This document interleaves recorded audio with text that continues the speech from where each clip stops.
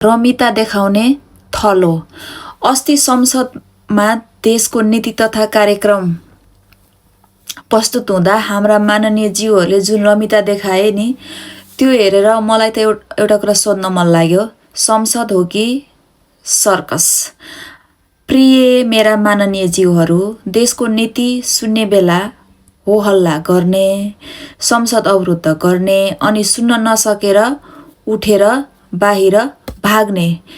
यदि तपाईहरूमा देशको नीति तथा कार्यविधि बुझ्ने क्षमता छैन, दिमागले भ्याउँदैन र त्यो हैसियत नै छैन भने लाज पचाएर कुर्सी ओगटेर किन बस्नुहुन्छ?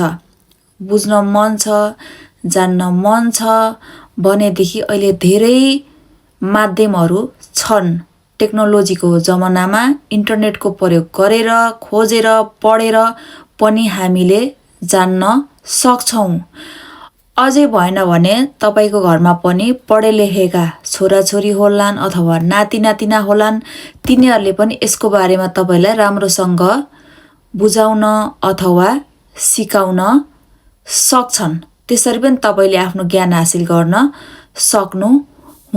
एउटा कुरा याद राख्नुहोस्, तपाईहरूले भत्ता पचाउन ओगटेको त्यो कुर्सी भन्दा बाहिर तपाईहरूभन्दा हजार गुणा बढी जान्ने, बुझ्ने र देशको लागि दिनरात चिन्तन गर्ने सक्षम युवाहरू तयार छन्।